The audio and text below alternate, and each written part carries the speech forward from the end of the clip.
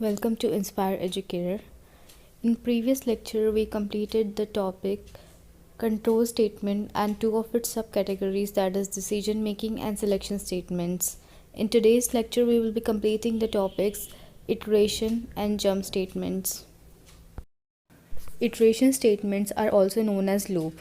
A loop is used for executing a block of statements repeatedly until a particular condition is satisfied. Okay, suppose there is a question, print numbers from 1 to 100. If you will print it using cout statement, first you will print 1, then you will print 2, then 3, then till 100. Isn't this process too long?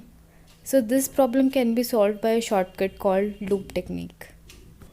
We have three types of basic loops in C++: for loop, while loop, and do while loop. In for loop, first initialization is done, then a condition is set, and after that incrementation or decrementation is done. Okay, let me explain you this with an example. In our example, we gave initial value as 1 to I. Note that this part will be executed only once. After this, the condition will be checked. Is 1 smaller than or equal to 6? Yes, the condition is true. So the control will enter into the loop and cout I. As a result, 1 is printed in output. And in this way, the loop's body is executed. After every execution of loop's body, increment or decrement part of the loop will be executed. In our example, initial value of I was 1. After incrementation, it will become 2. Again, condition will be checked. Is 2 smaller than or equal to 6? Yes, it is true. So as a result, we got 2 in our output. Similarly, 3, 4, 5 and 6 will be printed. But when the value of I will be 6, it will be incremented by 1, it will become 7. So condition will be checked. Is 7 smaller than or equal to 6? The condition here becomes false. The loop will terminate and your control will go to the next statement present just after the for loop. So here is a new term, infinite loop. What is infinite loop? A loop is said to be infinite when it executes repeatedly and it never ends. See, there is an example on your screen. The initial value of I is 1 and we gave a condition as I is greater than or equal to 1. And we are incrementing the value. Notice this point, we are incrementing the value. It means this will always satisfy the condition and it will never become false. So this kind of loop is an infinite loop. In while loop, the condition is checked. If the condition is true, then the block is executed and all the statements written into it are executed. And this happens repeatedly till the condition becomes false. And there is an important point to note. When using while loop, we need to use either increment or decrement statement inside the while loop, so that the loop variable gets changed on each iteration. At some point, the condition returns to false. In this way, we can end the execution of loop, otherwise it will execute infinitely. Let's check this example so that your concept will become more clear. Value of I is 1. While there is a condition. Is 1 smaller than or equal to 6? Yes, it is. So control will enter into the loop and I will be printed. So we got 1 in our output. Then I will be incremented by 1. It will become 2. Is 2 smaller than equal to 6? Yes, it is. Then 2 will be printed. Similarly, 3, 4, 5, 6 will be printed. When it comes to 6, it will be incremented by 1. It will become 7. Then condition will be checked. Is 7 smaller than or equal to 6? Condition becomes false and your control will return to the next statement just after the while loop. Well, while loop is called entry control loop because condition is checked before its entry.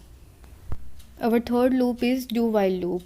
The major difference between do while loop and while loop is that in this loop the condition will be checked at the end and the body will be executed first. But in while loop, we will check the condition first and then the body will be executed. And this is the reason do while loop is also known as exit control loop. So let's try to understand what is happening in our example. The initial value of num was 1. So the loop's body will be executed. After that, the condition will be checked. Is num smaller than or equal to 6? Yes, the condition is true. As the result, 1 was printed and the value was incremented. Now it has become 2. The control will go back to do statement. Again, the body will be executed and condition will be checked. The condition is again true. As the result, we got 2. In similar way, 3, 4, 5 and 6 will be printed. But when the value of num will become 7, so condition will be checked. Is 7 smaller than or equal to 6? The condition is false. So in this case, the control will not return to the do statement. Instead of that, it will return to the next statement written after the do while loop. Next category of control statement is jump statement. It makes the control to jump to the another section of the program wherever the statement will be encountered. So there are 3 types of jump statements: continue, break and go to. Continue statement.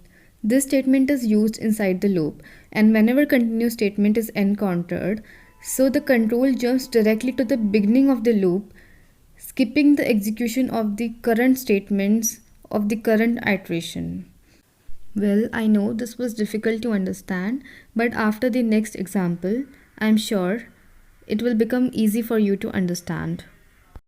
So here's a for loop, and initial value of num is 0, and there's a condition: is num smaller than or equal to 6? Yes, condition is true. But is num equal to 3? Condition is false, so this block will be skipped. Next statement will be executed, and as the result we got 0 in our output. Now the value changed and it became 1. The condition is true, but again the if condition is false because num is not equal to 3. So we got 1 in our output. Then it became 2 and 2 is also printed. But in case of 3, what happened? The value of num became 3. The if condition is satisfied. Then there is a statement continue. Now listen this very carefully. What happened? The control jumped to the beginning of the loop, skipping execution of all the statements for this iteration. As the result, 3 was not printed in the output. Then again the value has become 4 and 4 was printed, 5 was printed and 6 was also printed. So this is how the continue statement works. Next is break statement. Break statement is used to terminate the loop.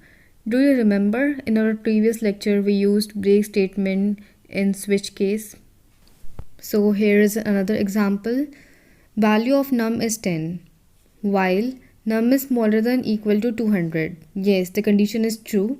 As a result, control entered into the loop. As the result, we got 10 in our output. So the condition of if block will be checked. Is 10 equal to 12? Condition is false, so this block will be skipped. After that, the value is increased by 1. It will become 11 and again 11 will be printed. Then if block is again skipped here. Now the value has become 12. The while condition is true. 12 is printed in the output.